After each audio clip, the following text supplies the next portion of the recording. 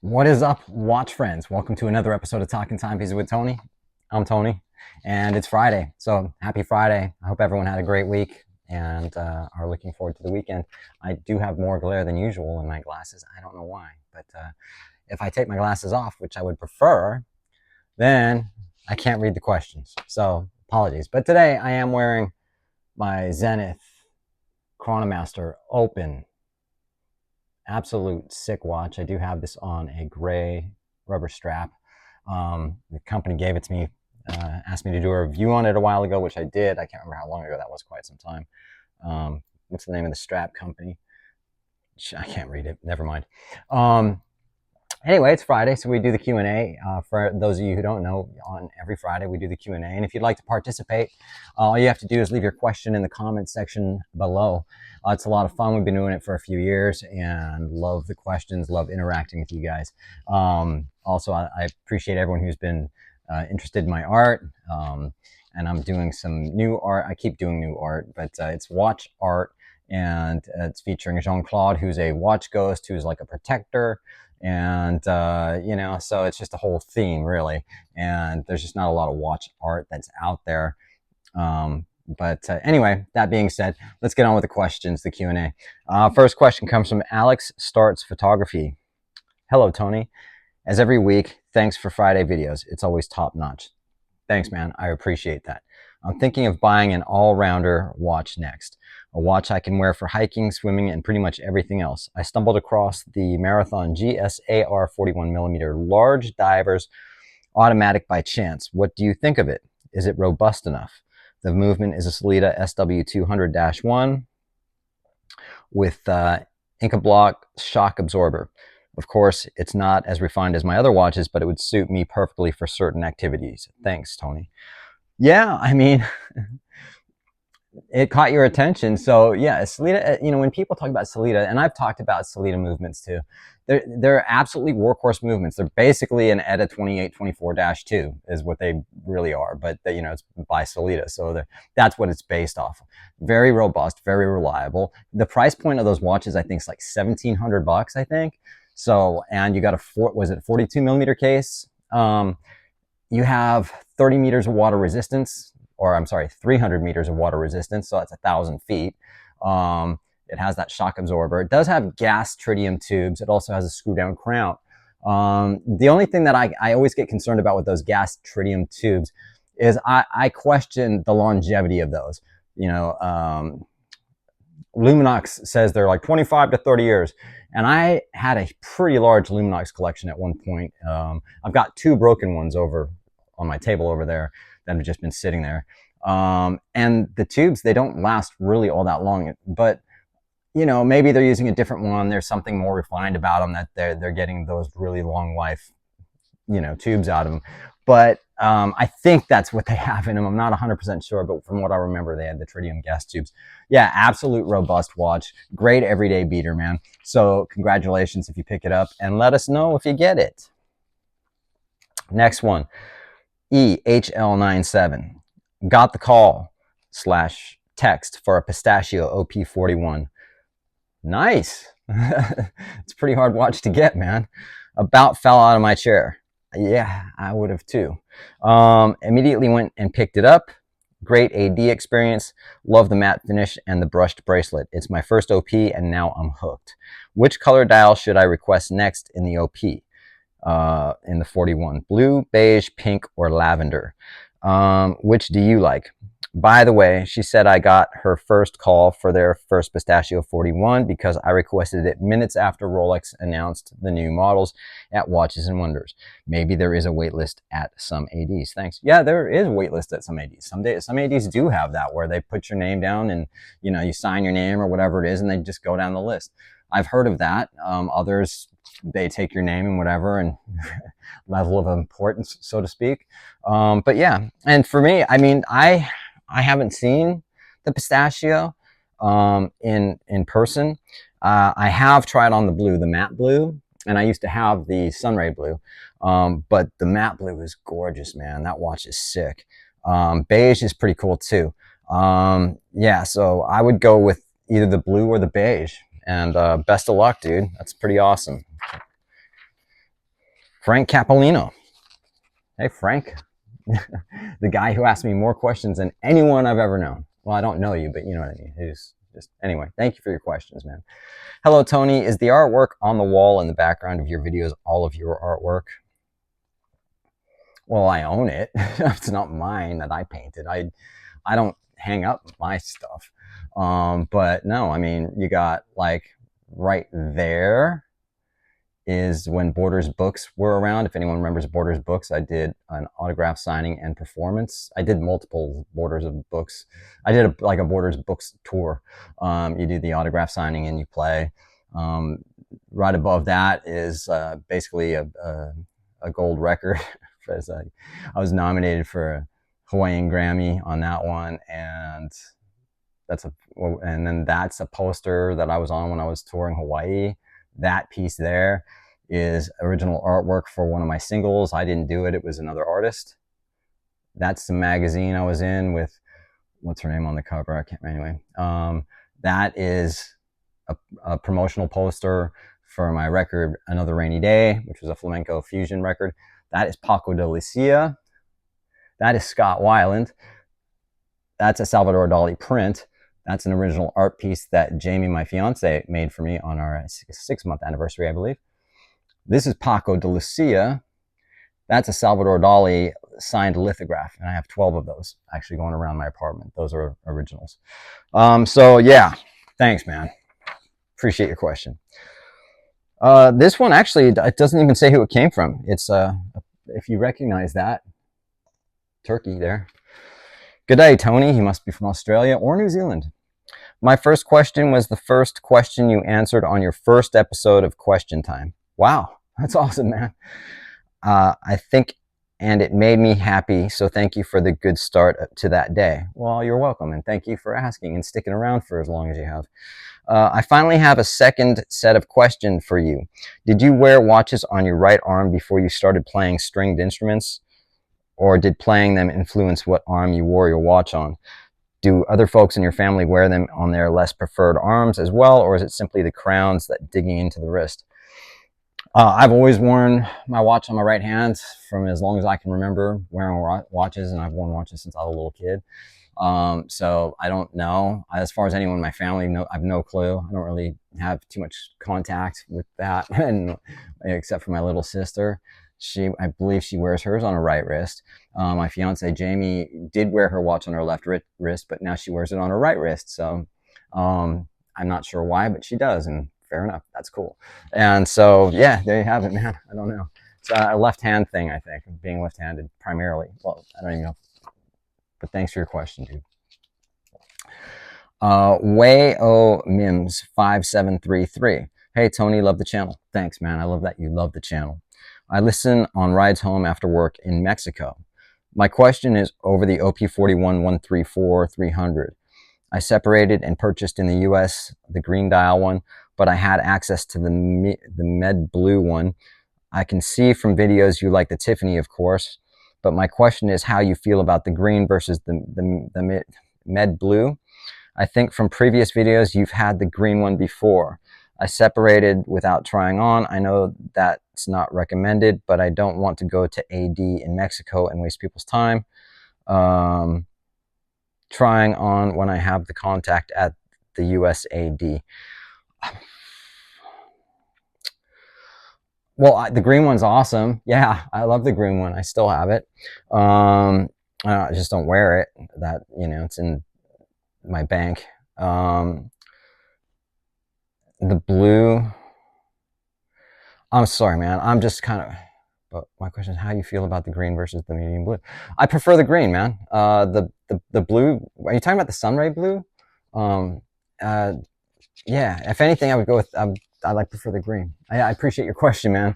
I'm sorry, maybe I'm off something there. I don't know, but I appreciate it anyway. Thank you for asking your questions. This next one from Vahan. Vahan, what's up, dude? How are you, man?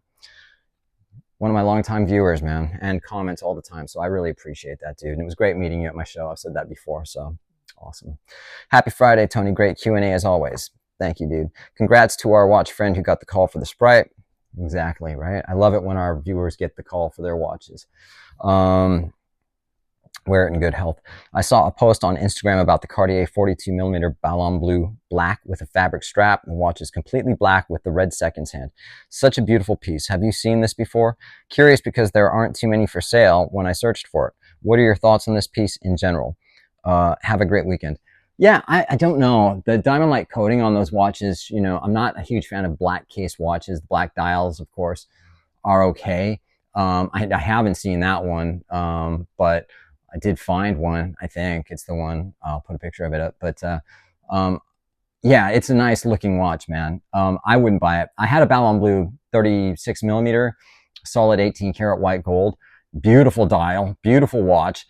Those watches are so freaking hard to wind because the crown guard, which goes over the crown, you have to, it's just really hard to wind. It was really frustrating with that watch, but you know, overall the watch is a beautiful watch though. So yeah, that's yeah, if you can pick one up, I'm sure it'd be relatively inexpensive, if anything in the $3,000 to $4,000 range, if you can find them. Maybe a little bit more if they're difficult to find, but yeah, nice watch, dude. Thanks for your question as always. CV Fen, lovely Q&A, Tony. Thank you. What would you say is your biggest watch mistake? Apart from getting into the hobby in the first place? Just saying. Perhaps a watch you broke or lost, or maybe a watch you purchased and didn't like it, or even a watch you were offered but turned it down and immediately regretted it. Don't have that mistake of turning a watch down, but maybe I do. I don't know. Once I do something that is like a watch mistake, which we all make, is if you've been in this hobby for any length of time like me, you know, over 30 years, excuse me, you're gonna make mistakes. You're gonna buy watches you didn't want. You're gonna take a huge loss when you sell them. You're gonna wish you hadn't bought this. But I'm one of those people that I don't regret things. I kind of regret for a minute and then I just move on with my life. You know what I mean? It's like I can't do anything about it now. Okay, so when I sold my Vacheron Constantin patrimony, I don't know, 6-7 months ago, that bummed me out. As soon as I shipped that watch off, I was like, what the hell did I do? Oh, what the hell did I do? I'll just get another one, you know? But $31,000, you know what I mean? It's not like I just have any kind of that kind of money laying around, you know, especially now. But it's like that was probably my most recent regret for sure, you know. But sold a couple of watches I wish I hadn't. But you know, what are you gonna do? But I appreciate your question, man. But don't let that deter you if you make a mistake. I'm gonna get out of watches because I just made this horrible mistake. It's part of it, man. That's the way it is, you know. You know, the people that like, it's like a race car driver. The first time you crash, if you give up, you just gave up. It's the ones who keep fighting and keep going. And eventually you refine everything and you hone everything down and you become more selective about what you're buying. And you make sure that you know that when you buy it, that's exactly what you want, you know?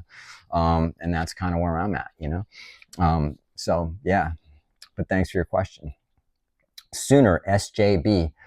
Hi, Tony. All the best to you and your beautiful fiance. Thanks, man. And I'm sure she'll appreciate that too. My eldest son has become interested in watches and is looking at a few models. He can't yet afford a Rolex, but he's looking at Tag Heuer, Tudor, and Longines. What are your thoughts on Longines watches? He's looking at the HydroConquest GMT. I've always considered Longines to be a great bang for buck and told him to buy what he likes. Your thoughts are appreciated. Yeah, I mean, Longines are, I don't know, very underrated, I think, you know? They're, you know, they're a phenomenal brand at a great price point. You know what I mean? You've got on that one, the 41mm and the 43mm. Is that what it is? Where did you put? Did you say 40? Anyway, it's a 41 and then there's a 43mm. You know, you've got 300 meters of water resistance.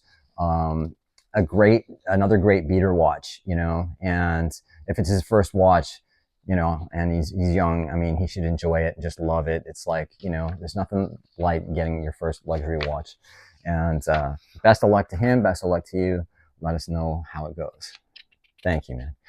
Sal_L123. Are you interested in AP watches, Tony, or Patek? Any models in mind you like? Yeah, not AP. I don't care about AP. But Patek, yeah, I love Patek, man. 5119R or G. They don't make those anymore, but just very classic hobnail bezel, manual wind. I think they do have the what's the other reference? 5150. Can't remember, man, but one has a micro rotor, I believe. But anyway, either the manual one or micro rotor. But the 5119G, the 5, which would be white gold, and 5119R, which would be rose gold, are probably just my two out of that. There's the 5226, another Calatrava that I like. I love the Calatrava line. And then the 5167A Aquanaut, can't go wrong with that. It's a killer watch, So, but yeah, I'll definitely take Patek over AP any day. However, if you love AP and other people love AP, no disrespect. My sales rep at Bindi, who's also my friend Juan, has an AP Royal Oak, and I've worn it, tried it on, and I thought it was a very beautiful watch. Just not so much for me. But thanks, man. Next one, Lion 5352 -Z1S. What do you think of the classic Hanhart reverse Panda chronograph 417? Hanhart, a German brand that I don't know a whole lot about, but I have seen the watches. I do know they have those classic, the 412s and whatever. And I think it's a nice looking watch and a great sort of beater watch. I don't know what the price point on those are, maybe close to 3,000. But yeah, I mean, another German watch brand that's been around for a long time. And yeah, I would definitely, I think they're 40 millimeter, is it, if I'm correct? But I think they have different sizes, right? I don't know if I'm wrong, you can correct me. So yeah, I have no problem with those whatsoever. Yeah, thanks for your question, man. David Parrish Production. What's up, David? How are you and how's your family? I hope all is well. I love Tony out in the wild. Thanks, man. When I do those videos sometimes. And what a great looking Raymond Weil watch. Yeah, you're talking about that Heritage Takata. Yeah, it's a nice watch. Hey, a question for next Q&A. We all know tastes change all the time. Sizes, bracelet styles, and case designs. What to you is the most timeless design that will absolutely never go out of style? Thanks, man. This is the only watch channel I need. I appreciate that, man. That's freaking awesome. Rolex Submariner all freaking day long. You know what I mean? It's like you can take the Rolex Submariner from 1953 when it first came out, which was the 6204. Sorry. Hang on. I'm going to start choking. So the 6204, and then, moving up to 1980s, early 80s, you have the 5513, then going into days reference, the 124060, which, just iconic. And the original James Bond watch, right? Before the Omega, before Pierce Brosnan, I guess. But still, just a beautiful, iconic design. And that's the most copied watch on the planet. So everyone's trying to do it, but they can't compete. The Rolex Submariner is the king. Thanks, David, as always, man. PQ19476. Hey, Tony, question. What are your thoughts about swapping dials and bracelets on vintage Datejusts? I have a silver stick and was thinking of putting a champagne dial on with two-tone Jubilee and gold bezel. It's an older watch and have seen it done pretty seamlessly before. I don't know, man. I mean, I've answered that kind of question I don't know how many times, but and I'm not saying that to like answer that question a million times. Duh. Yeah, I just don't like messing around with Rolex. You know what I mean? I think Rolex are made the way they are and the way they come, the way you buy it, the way they look. It's all original. You start doing that, and if you want to take it to Rolex for service, they won't service it. This now becomes basically essentially a fake watch, So, but if you want to do it and you're going to keep the watch and it doesn't matter to you, then just do it. You know what I mean? It's like, that's the whole thing. It's like, if that's what you love, that's what you want to do, then by all means, go ahead and do it. I wouldn't, but thanks for your question, man. Sean Miller 7187. What's up, Sean? How are you, man? You ask me some funny questions sometimes. Two-part, which is not bad. It brings me humor, makes me laugh. Two-part question. Have you ever smoked weed with Willie? And would you ever do it again? Willie Nelson, I'm assuming. No, I don't smoke weed, dude. If I met him and he was smoking weed, I still wouldn't partake. But and I would hang out with him while he did it again. But I wouldn't do it. So no, I haven't. I've never met the guy, actually. I mean, we have friends. I have friends that are friends that know him, but I've never met him. So Thanks for your question, Sean. This next one from Tom R. No, so Tom R6U5T. What do you think about Studio Underdog? Thanks. Studio Underdog. They're a micro brand made in China, you know, and the dude, whoever that young guy who started it, you know, he found his little niche that picked up, and then no, don't get me wrong, but kind of just did that same game where they're hard to get. You have to get a card or this to get the watch, and it's just, man, what's the what, dude? I think it's a fad, and he's just starting out, so he's going to have to keep designing and doing things that are going to keep people interested. You know, not ever, you know, a watch with a pizza on the front, you know, whatever. It's cute, but I mean, it's just nothing about Studio Underdog appeals to me, but you know, that's doesn't mean it obviously appeals to a lot of other people. So good for him for creating Studio Underdog. But again, very new brand, came out in COVID. You know, and Moser, which are an amazing high horology brand, partnered up with him, and they made a dual watch thing, which I thought was another cute thing. But the Moser would knock that other Underdog out of the water because you can't compare the two. It's like saying, here, we've just designed this new Rolls Royce, and we're going to pair it up with this Fiat right here, you know. All right, you guys, thanks for your questions, and we'll see you on the next one. I always appreciate it.